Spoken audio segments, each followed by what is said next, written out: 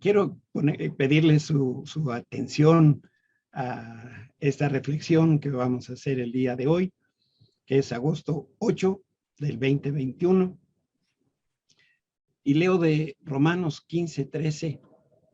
Le pido a Dios, fuente de esperanza, que los llene completamente de alegría y paz, porque confían en Él. Entonces rebosarán de una esperanza segura mediante el poder del Espíritu Santo. En Romanos, la misma cita, pero de la versión de Dios habla hoy, me gusta mucho, porque dice que Dios, quien nos da seguridad, nos llene de alegría. Y esto es lo que el Señor nos dice esta mañana. Buscar la felicidad es parte de mí. En algún momento tú has creído y aceptado que tu vida será de soledad y que la felicidad no será la realidad de todos los días. Esta es una mentira. El enemigo te ha querido convencer que esa es verdad y en consecuencia te has robado la bendición de la felicidad genuina que proviene de mí. La felicidad y el gozo verdadero que está en Jesús tiene el poder de quebrar mentiras y llevar las situaciones de gloria en gloria. En ese lugar de alegría recibirás mi perspectiva siempre correcta sobre cada una de las situaciones y circunstancias que estás viviendo. Cuando empieces a ver desde mi óptica, encontrarás la sanidad que solo viene en mí. La gente ha dicho que el tiempo sana, pero yo soy el único sanador. Camina entonces en alegría y la felicidad completa que hoy te he mostrado, porque lo hacemos en el nombre de Cristo Jesús. Amén. Pues pareciera que esta mañana había un virus o había un no sé qué en todas las máquinas, ¿cómo se llama? Las computadoras de todo el mundo, también la mía muy temprano empezó a hacer algunas cosas. Yo espero que podamos tener un tiempo sin ninguna interrupción de carácter electrónico. Este día me gustaría hablar un poco acerca de la parábola del hijo pródigo, que quizá no conocías. Y voy a leer, como siempre, pasajes de la Biblia como este que está en el Evangelio de Juan, capítulo 14. Y yo le pediré al Padre, y Él les dará otro abogado defensor, quien estará con ustedes para siempre. Perdónenme.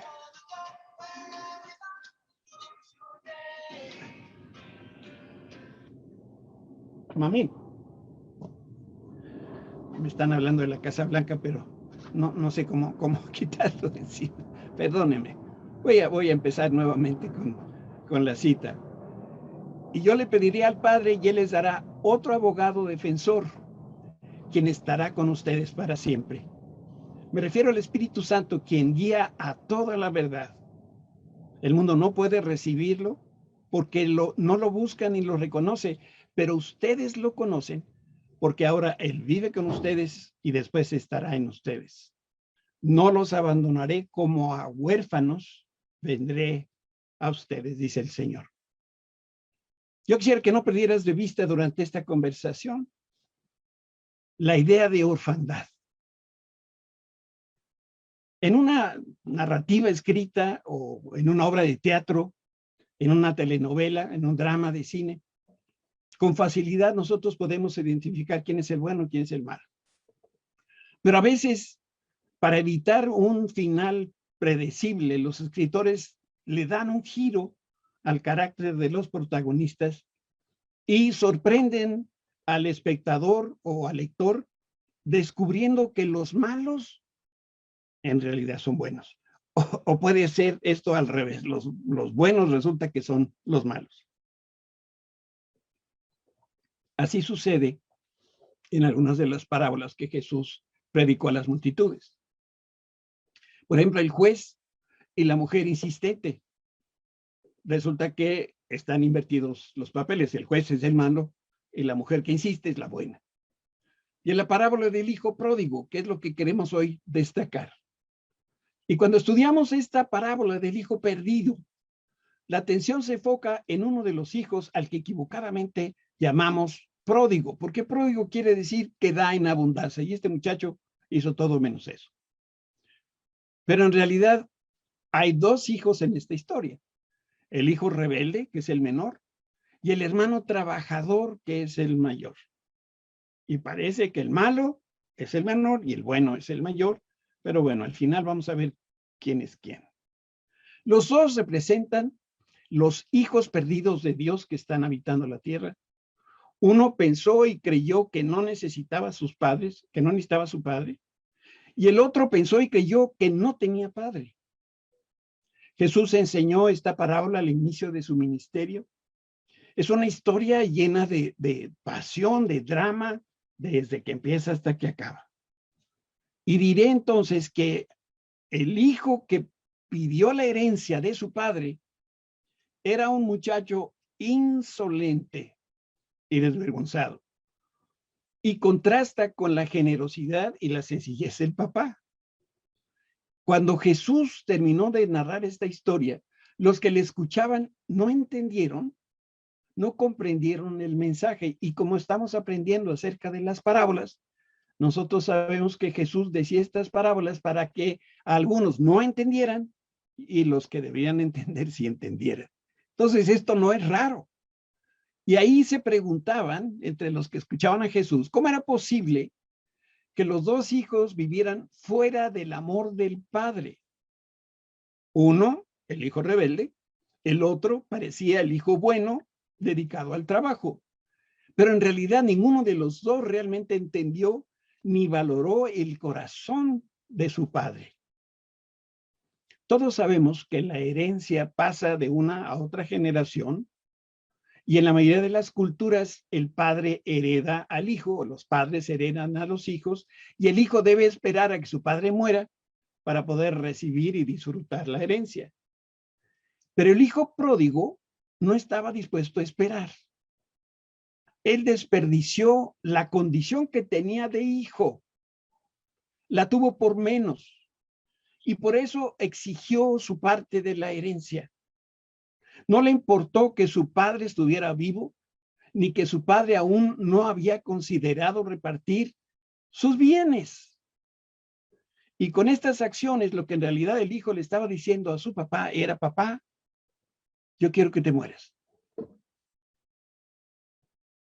Mis hijos ya se repartieron la herencia.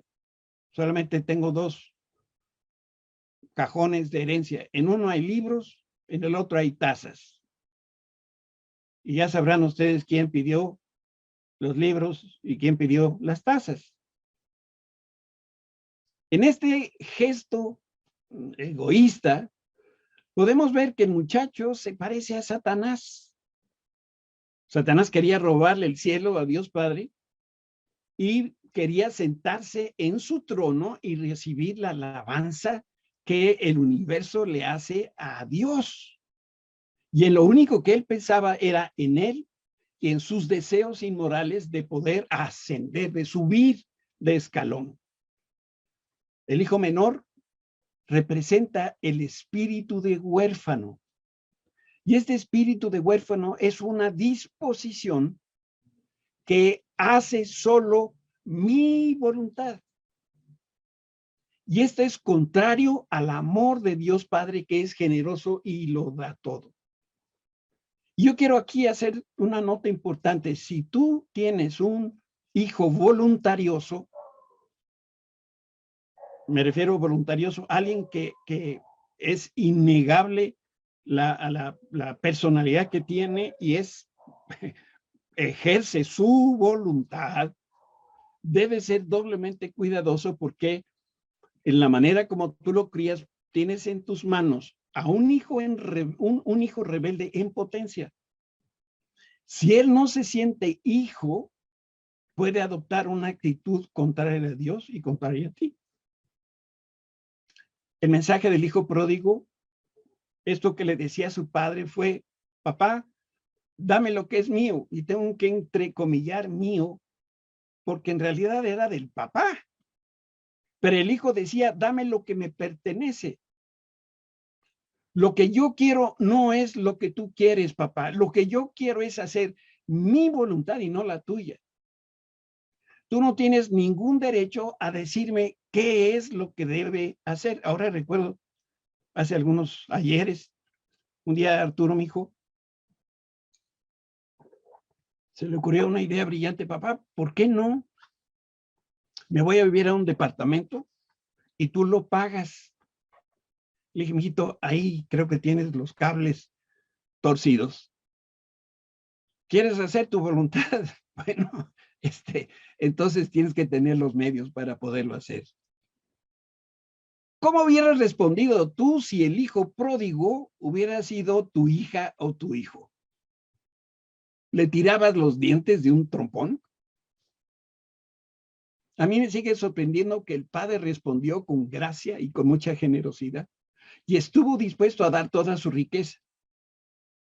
El padre sabía que su hijo era irresponsable y que iba a derrochar y malgastar la herencia de la familia.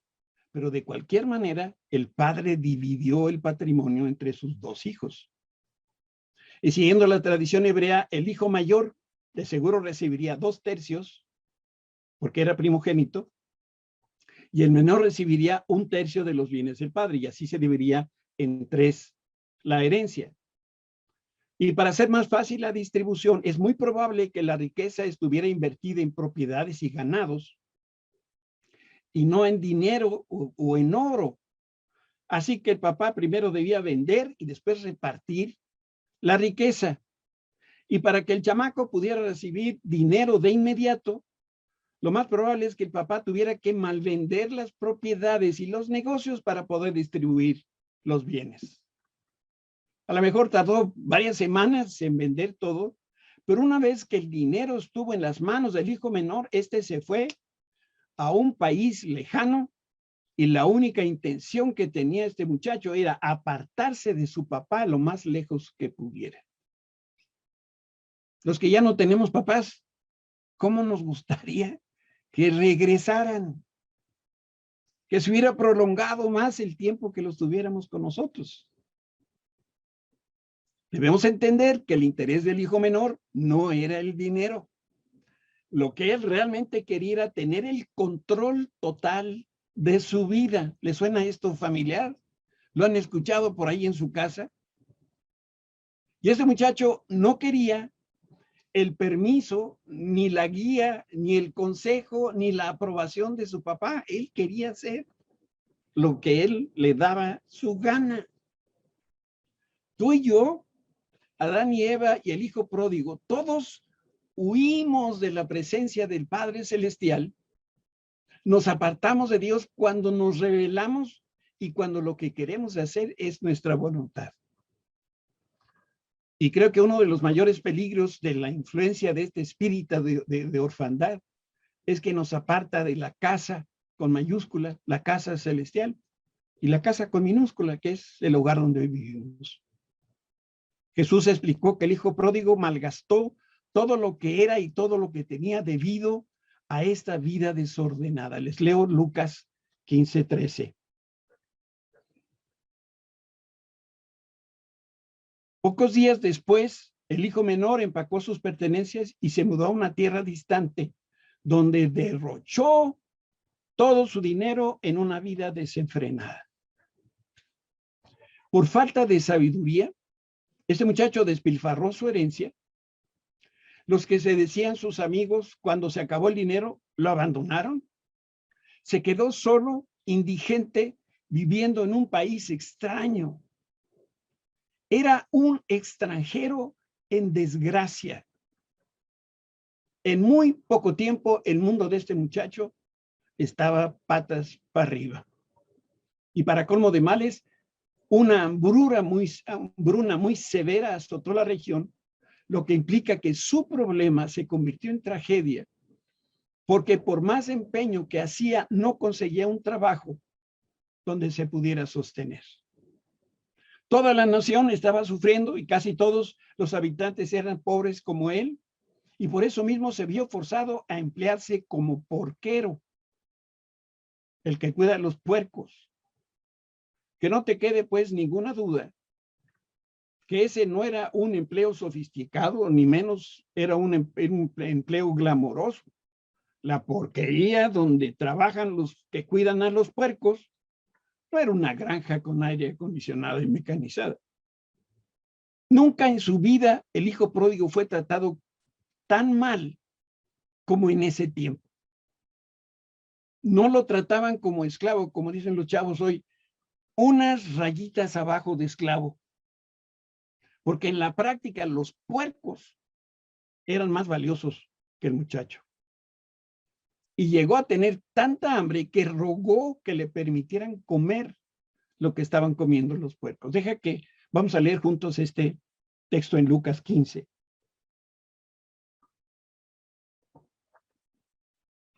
El joven llegó a tener tanta hambre que hasta las algarrobas con las que alimentaba a los cerdos le parecían buenas para comer. Y se fijan que he subrayado ahí, pero nadie le dio nada. ¿Qué son las algarrobas? Es un fruto de una planta leguminosa con la que alimentan al ganado. La condición del muchacho era triste, patética. Estaba sucio, cansado, muy probablemente débil de no comer, viviendo en un medio hostil, diferente al suyo y totalmente solo. Y yo creo que me gustaría que en tu imaginación vieras este cuadro impactante como una muestra de las consecuencias de la rebeldía. Sucio, cansado, débil, viviendo en un medio hostil, totalmente solo. Lo que le pasó al muchacho fue por insolente. Él quería vivir libre y fuera, lejos del abrazo de su padre. El hijo menor creía que estando en su casa se perdía de los placeres de la vida. Uno de mis hermanos en algún momento, siendo adolescentes, jóvenes, recuerdo muy bien, se acercaba a su cumpleaños y le preguntaba yo, y seguramente mis papás te van a preguntar, ¿qué quieres para tu cumpleaños? ¿Qué le vas a decir?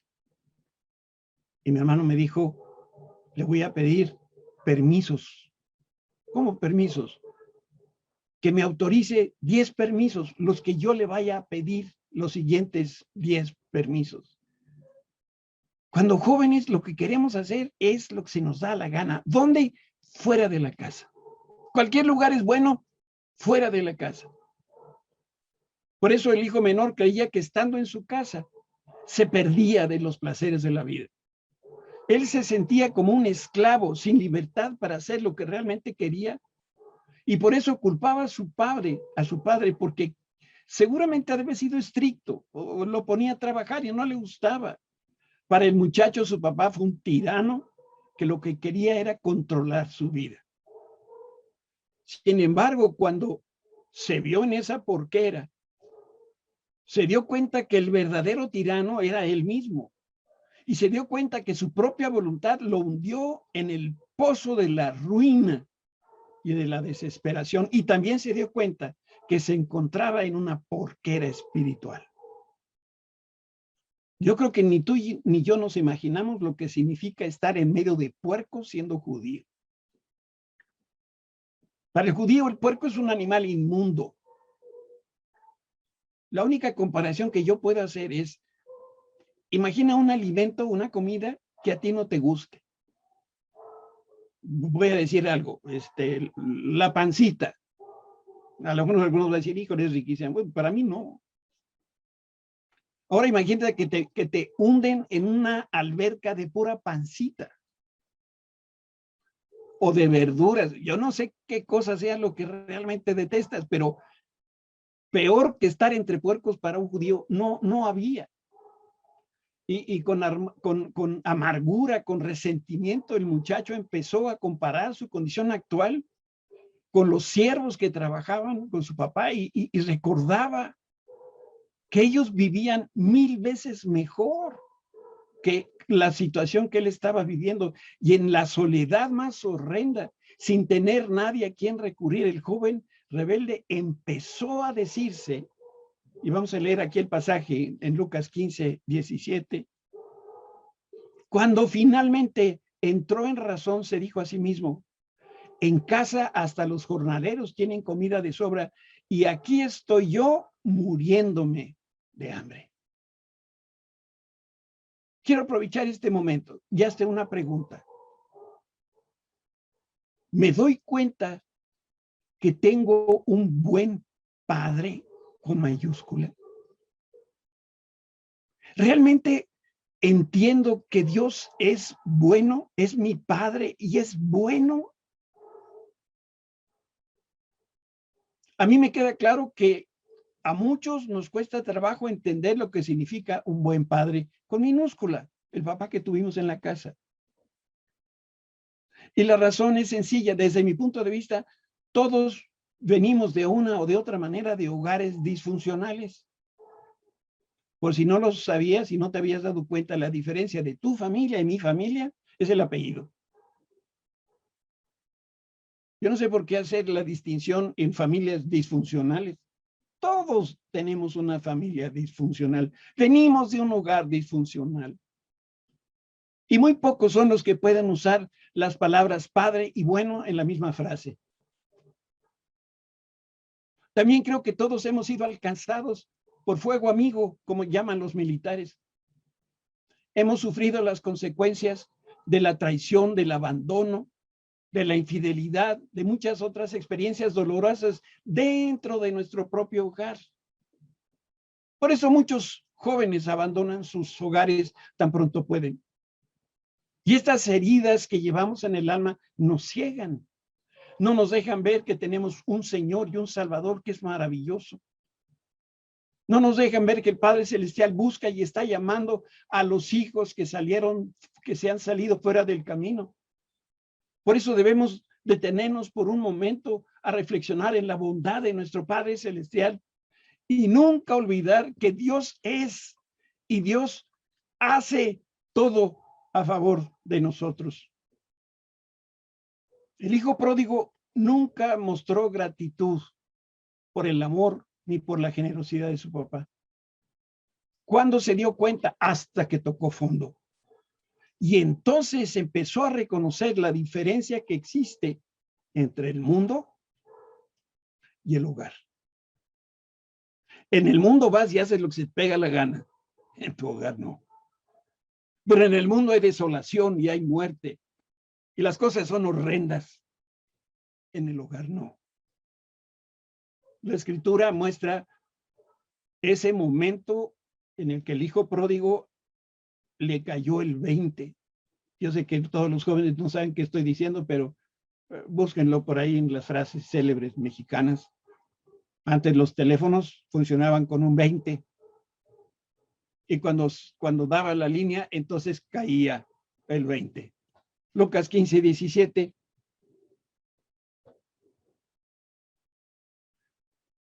Cuando finalmente entró en razón. Al fin entró en razón. En un instante se dio cuenta que no había nada que pudiera hacer para salir de su situación, más que buscar a su papá y suplicarle que fuera misericordioso con él. Pero había una cosa que lo detenía. Él creía que nadie lo iba a aceptar por su rebeldía y por sus excesos. Yo siempre pienso que la Biblia es escueta. A lo mejor había más leña de dónde cortar, no sé. Pero el muchacho, de alguna manera, no creía que lo iban a aceptar, lo iban a recibir. Cuando conocieran los vecinos de los demás, de su comunidad, todas las barbaridades que hizo. Las personas que escuchaban a Jesús se daban cuenta del dilema en el que se encontraba el hijo de la parábola. En la sociedad de tiempos bíblicos, el honor del padre y el honor de la familia era más importante que lo que le pudiera pasar a un hijo rebelde y malviviente. El hijo pródigo era el menor de los hijos y el menos valioso. de la familia. Y este muchacho recibió y se gastó su herencia, cuando menos se gastó 1/3 de los bienes de su papá. Si el papá perdonaba al hijo pródigo, tendría que suceder algo, y ese algo era, le tendría que restaurar a su estatus, a su condición anterior. Significa que de los 2/3 que no se gastó el muchacho de la herencia, se convertirían en un 100%, y entonces le volvería a tocar 1/3, aunque de una suma menor. Y el hermano mayor, ¿ustedes creen que se iba a quedar tranquilo? Ya se fue este muchacho, se llevó su parte, y ahora de mi parte también le van a quitar, a pesar de todas las barbaridades que hizo. ¿Qué tantas probabilidades tenía un hijo pródigo de ser perdonado y restaurado por su papá? Les voy a decir. Es más fácil que el Tri de fútbol gane un mundial de fútbol a que un padre judío restaure la herencia de un hijo descarriado. Yo todavía no me toca ver el Tri de campeón. Pues tampoco creo que veríamos a un padre restaurando la herencia a un hijo que se fue.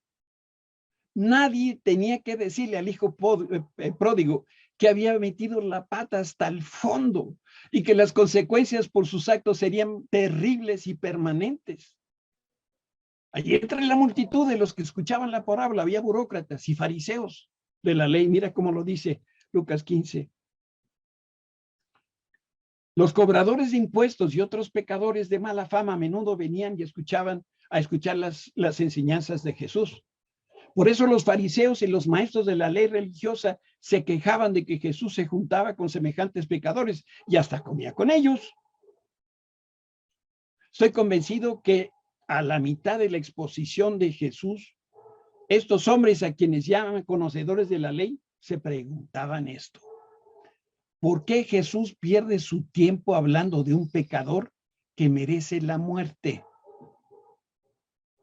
Para los fariseos no había necesidad de analizar la parábola.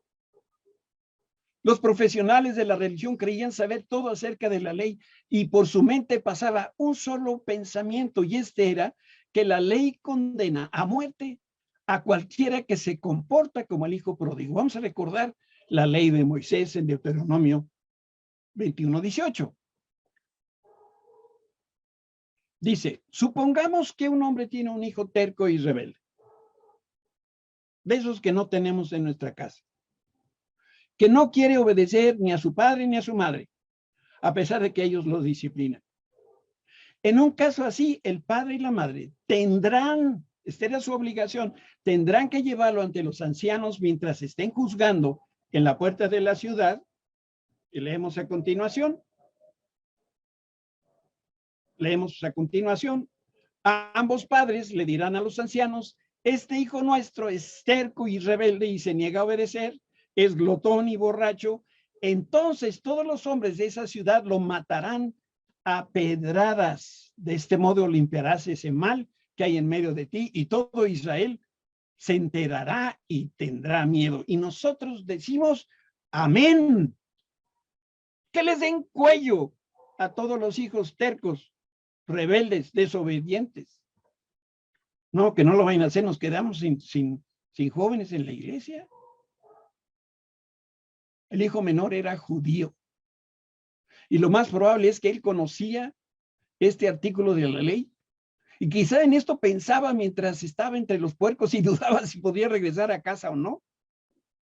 La descripción que leemos en este pasaje le queda como anillo al dedo al hijo pródigo: terco, rebelde, le gustaba el alcohol, libertino, gastaba el dinero en prostitutas, en relaciones sexuales fuera del matrimonio, y se gastó hasta el último centavo que recibió de la generosidad de su papá.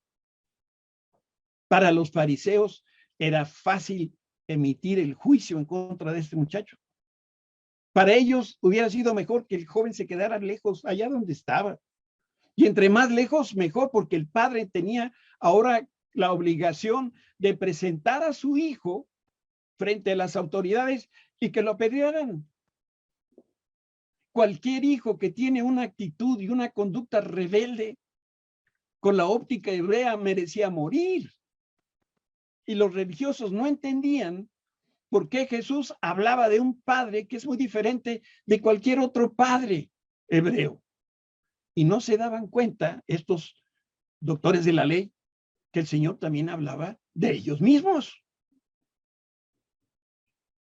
Quiero ir cerrando los pensamientos, como dicen algunos pastores, aterrizando este mensaje. Y quiero llamar tu atención a tres realidades. La primera, desde mi punto de vista, el hijo menor hizo cosas terribles porque no había experimentado el amor de su padre. Yo no puedo entender la conducta de un hijo rebelde, terco, desobediente, a menos que no haya experimentado el amor del padre. No me detengo a pensar de quién fue culpa, del papá o del hijo. El asunto es que alguien que se conduce así es una persona que no recibió el amor de su padre. Punto. La segunda cosa, un individuo que es ordinario se convierte en alguien extraordinario cuando una persona importante se fija en él o en ella. Y se fija o le elige para amarlo. El amor todo lo cambia. Es la tercera realidad. El verdadero amor es un acto de la voluntad. El amor no es un capricho de las emociones, ni mucho menos una broma de las hormonas. Déjame decirlo, a ver si lo puedo explicar. No estoy seguro cuántas personas habitan en la zona conurbada de la Ciudad de México. Creo que somos como 25 millones o por ahí. Y de estos aproximadamente la mitad son varones. Eso quiere decir que Susi, mi esposa, me eligió entre 13 millones de candidatos. Su decisión de amarme me honra. Me hace el chilango más agradecido y más feliz de esta capital. Y lo que me hace especial no son mis virtudes, sino que Susi me ama. Eso es lo que me hace especial. Pero también el Rey del Universo me ama, por lo tanto soy doblemente especial. Te quiero comentar, mi esposa me conoció cuando éramos niños, pero el Señor me conoció y me escogió desde antes que yo naciera. Susi me amó lo suficiente para comprometerse a estar a mi lado hasta el último de sus días, a pesar de las fallas que me conocía. Pero de cierta manera su decisión fue a ciegas porque como una casa que habitamos tú y yo, hay muchos vicios ocultos, así dicen los arquitectos. Y ellos han venido, a lo largo de estos años, ella ha venido descubriendo todos esos vicios que estaban ocultos. Imagínense, en 47 años que llevamos casados, cuántas cosas espantosas no han salido de mi vida. Pero mi Padre Celestial conoció cada error, cada mentira, cada decisión, cada torpeza, cada pecado que cometí porque lo ofendí a Él personalmente. Y aún así Dios decidió amarme. Dios me amó entre millones de personas y me amó tanto que envió a Jesús, su Hijo, a morir en la cruz por el mundo y también por mí. Y lo hizo solamente para que yo pudiera estar toda la vida eterna en su presencia. Yo no te puedo platicar todos los cuidados y atenciones que recibo de mi esposa. ¿Sabes por qué? Porque te vas a salir sarpullido de la puritita envidia. Te voy a dar, para muestra un botón, dicen, te voy a dar un ejemplo. Cuando me da sandía, me la da sin semillas. Sin embargo, no compara con todo lo que el Padre Celestial hace por mí y me ama. Todos los días el Señor baja de su trono y baja contento para platicar y estar conmigo. Me habla al oído, Me habla mientras medito en la palabra. Y como si yo fuera una planta, Dios me remueve la tierra de mi corazón para que pueda desenraizar la cizaña y la hierba mala. Dios viene y riega mi vida con su amor, con sus cuidados. Me protege de mi propia ignorancia y de cualquier viento de duda o que esté amenazando la obra que Él está haciendo en mi vida. El amor de Dios por mí no solo cubre mis necesidades, sino que también me transforma y me define. ¿Tú crees que yo merezco esto? Definitivamente no. Si tuviéramos el oído bien afinado, escucharíamos al Señor que nos dice a cada momento, te amo. Él es tan creativo y tan romántico que lo hace de mil maneras. ¿Habrías pensado alguna vez que el amor de Dios se expresa en ese olor a tierra húmeda después de la lluvia? Ese es Dios que te está diciendo que te ama. En el tiempo de la quietud, mientras oras y reflexionas, ese es el amor de Dios. Cuando hay una respuesta a tu petición, es una muestra del amor de Dios. Y Él está también cuando te ama y te consuela y te da dirección. Por eso quiero repetir, desde mi punto de vista, el hijo menor hizo cosas terribles porque no había experimentado el amor de su papá. Y eso pudiera explicar por qué tu vida y mi vida está también patas para arriba. Pero la vida del hijo pródigo cambió cuando él finalmente entendió. ¿Y qué fue lo que entendió? Que el Padre quiere escuchar de ti y de mí 5 palabras. Ahora mismo regresa a casa. Dios no te va a pedir cuentas. Dios no lleva apuntado todos los desórdenes que has hecho. Él no te va a recriminar, no te va a decir, ya ves, te lo dije.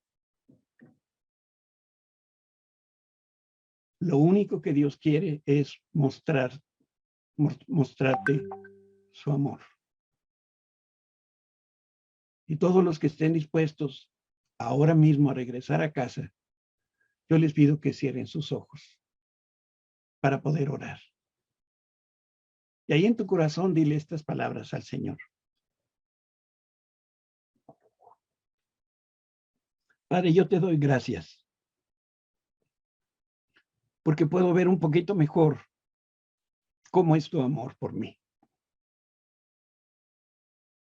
Espíritu Santo, cuando empezamos a leer lo que la palabra dice acerca del hijo pródigo, yo podía ver ahí mi vida reflejada.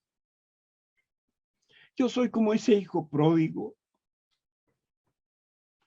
que lo único que ha deseado toda su vida es hacer su voluntad. Sin darme cuenta que para poderlo hacer yo tenía que salir de la casa de mi padre.